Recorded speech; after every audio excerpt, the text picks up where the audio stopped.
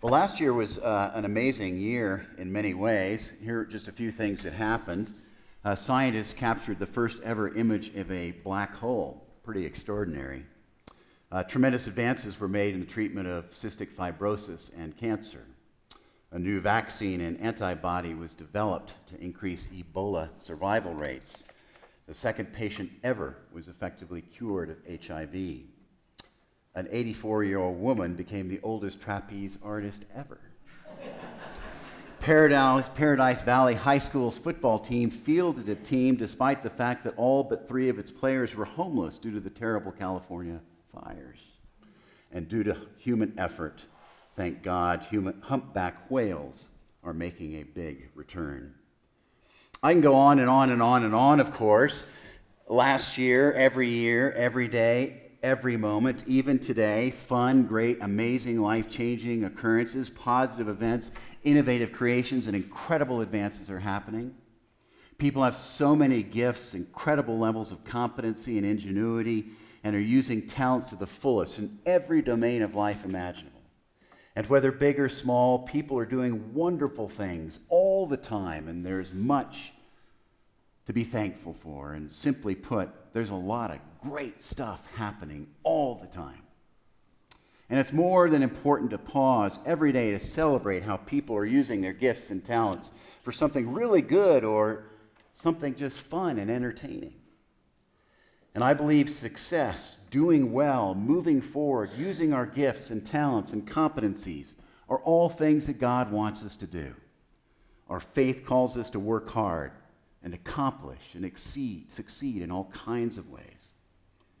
God has given each of us gifts and wants us to use them well. And there is so much over which we can and should say, "Go, God." But like most things in life, there is a caveat, an and, if you will, to keep in mind to what I just said.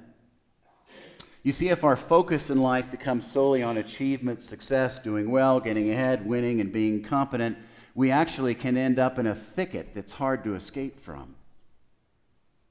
If we believe the purpose of life at its core is just about the things I mentioned, achievement, success, doing well, etc., such a stance can, if we are not very careful, actually lead us away from God, from others, and from whom we are meant to be. We can end up feeling disconnected and feeling like we need to search for something we can't put our fingers on. You see, our walk with Jesus is not about getting. The heart of our relationship with Jesus is not about measuring up. And fundamentally, our relationship with Jesus is not about how great we are, but rather about making room, a lot of room, for something other than ourselves in our lives.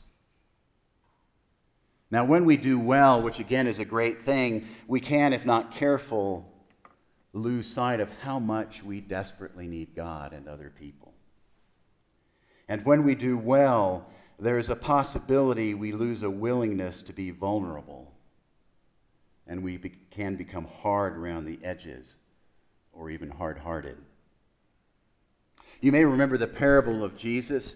He tells this story of a person who plants seeds, and in the story, a fellow goes out to plant seeds. And as he does so, some of the seeds he has falls on the hard path that he's on. Some of the seeds fall on rocky ground. Other seeds fall into thorn bushes. And none of those seeds grew in any significant way. All they did was wither and die. But there were seeds that fell into good soil, and they sprouted and thrived. Now, while there are lots of levels to the story, on the surface level, the story illustrates that good soil is necessary for a seed to sprout and grow. And from my very brown thumb perspective, good soil is porous. There's lots of room for air and water and nutrients. And one point Jesus made in this story is that we need to remember what good plant-producing soil looks like. It is not hard. It is soft, porous, and there's lots of room and space. And when it comes to God and our relationship with other people, Jesus reminds us to keep the image of what good soil is about in mind. And like good soil, God invites us to create room and space for something other than ourselves, where there's lots of room for God and other people. And that can become hard if our sole focus in life is getting. Now, there is one way, it's albeit not an easy way, but a fairly direct way to help us cultivate our lives so we look like good soil. There is a way to create lots of room for God, a lot of room for other people, and a lot of room for who we are. And that is to remember, if we don't know it already, that every single person has areas of brokenness. All of us have hurts and sorrows. Down deep, we all have cracks, if you will. Cracks we may keep from others as we put up a shiny veneer. Said another way, we all have our stuff, our imperfections, our faults and weaknesses. Now, the point of this is not to say that we're bad or to make us feel bad. In fact, it's just the opposite. It's to celebrate the fact that we are human beings, that each of us is made up of the good, the bad, and the ugly. And that's really a huge relief, because maybe, just maybe, if we embrace this truth, we'll be a lot easier on each other and more open to one another and to God.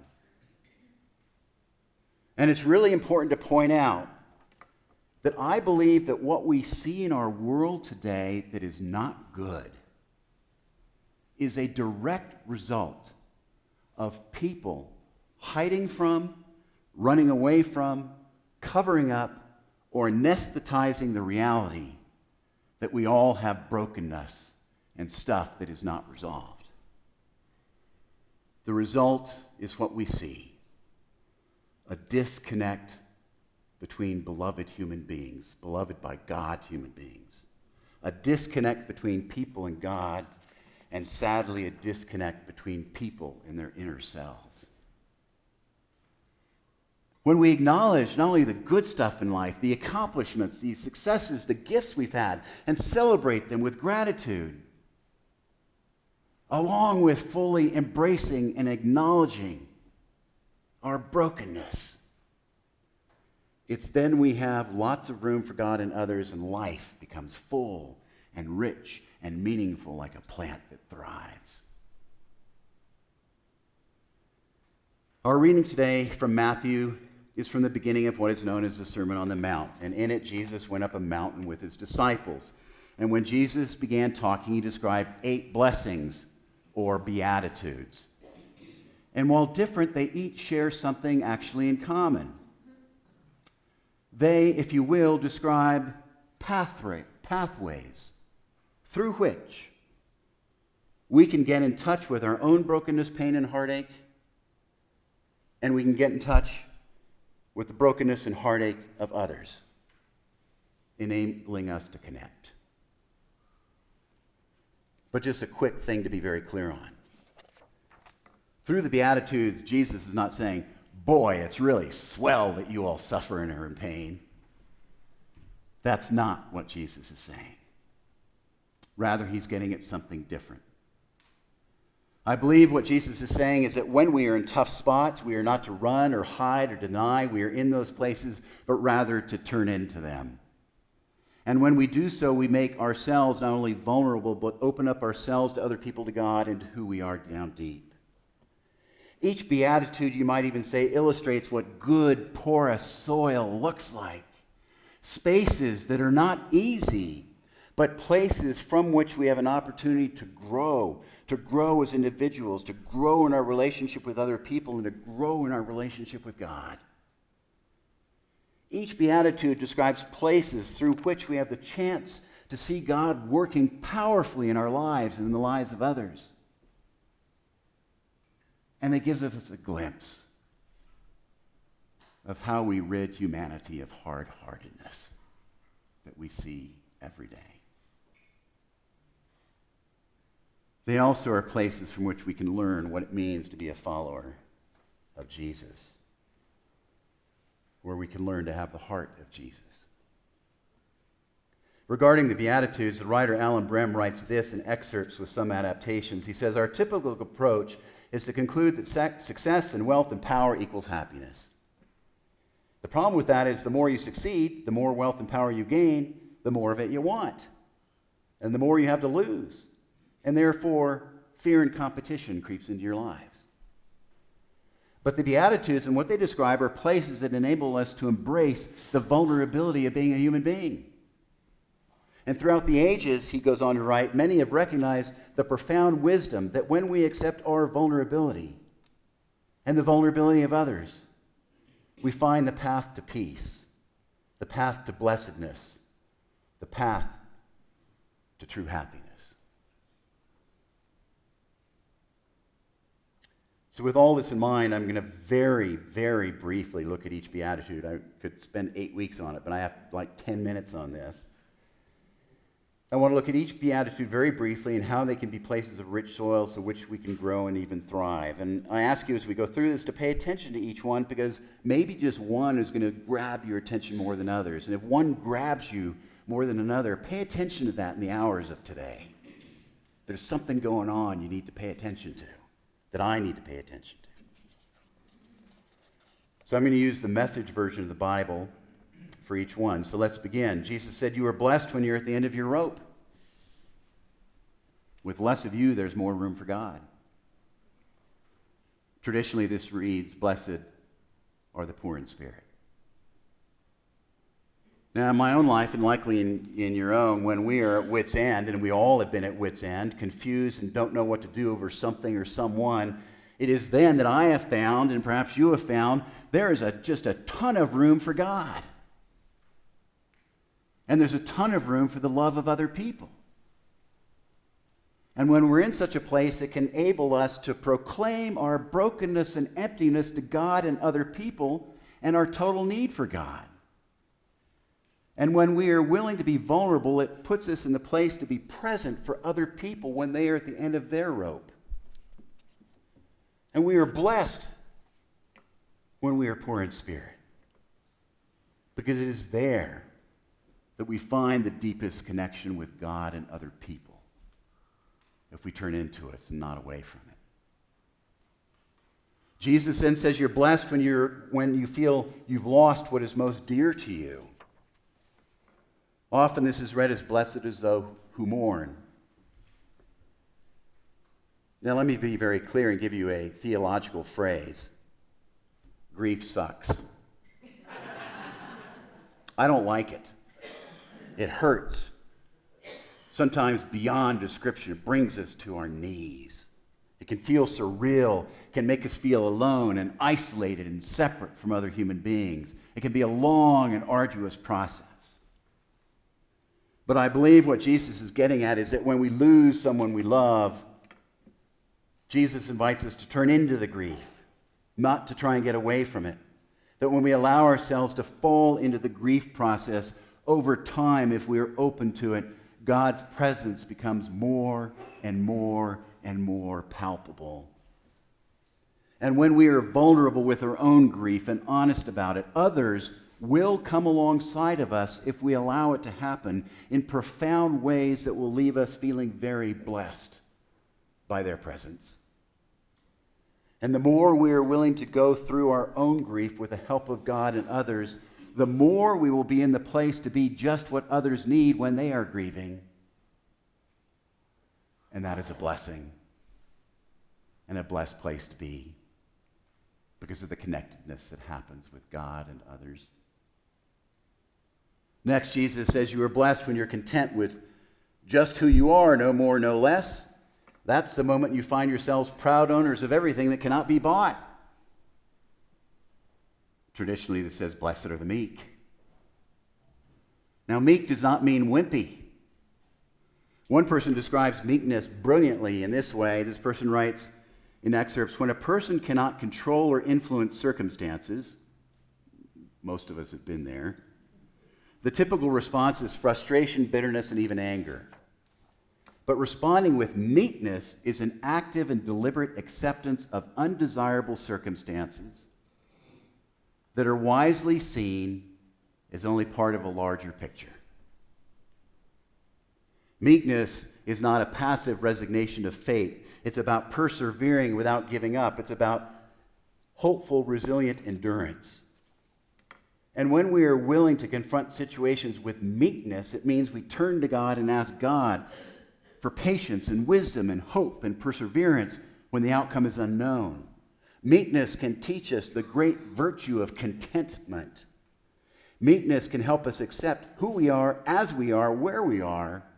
And if we get to that place, if we can accept who we are as we are, it helps us to relate to other people in exactly the same way. And it becomes a blessing in the midst.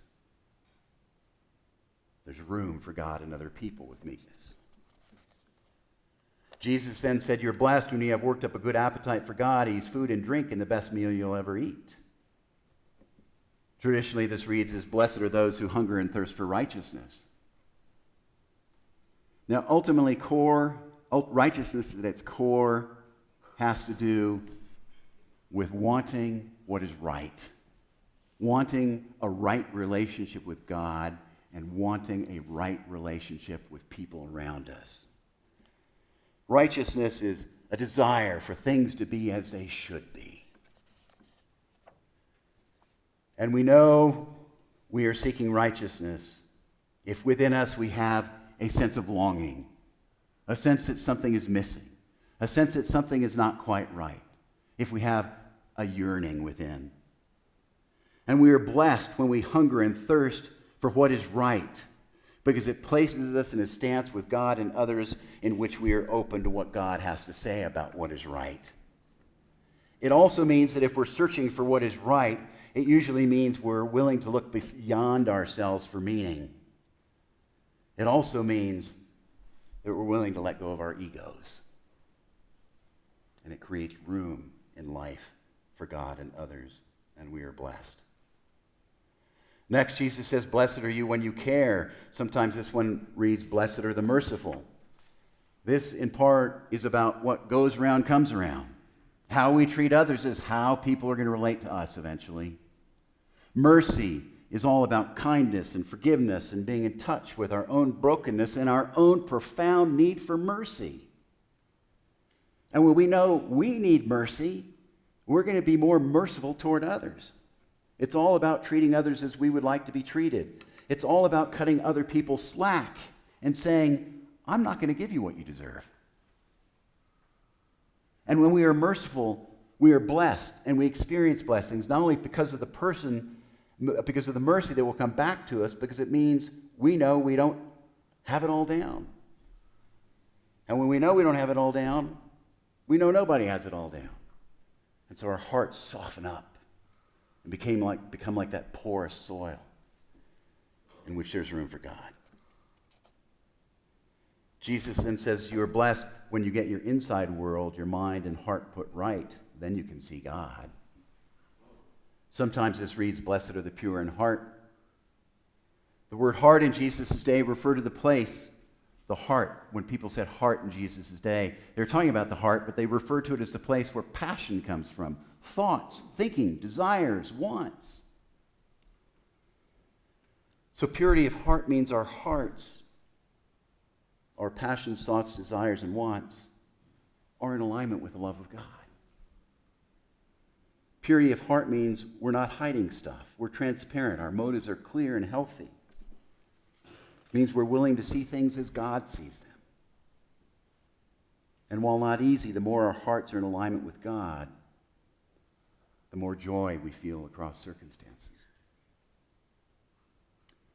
Next to the last one, Jesus said, "You're blessed when you can show people how to cooperate instead of compete and fight." Sounds like a good bumper sticker to me. This beatitude reads, "Blessed are the peacemakers." The nature of God is peace. The nature of not God is not peace.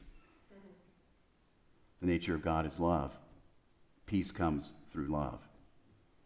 Peace is how things should be in this world, in every domain, within every country. Peace comes from reconciliation. And the heart of God is a God who reconciles. And when we're willing to step out of the fray and speak and act and reflect the peace of God, we change. We interject something that's very different than what we most often experience. People around us change. And we change in how we relate to God. Think for a moment, picture for a moment, the vast difference between peace and what we see every day.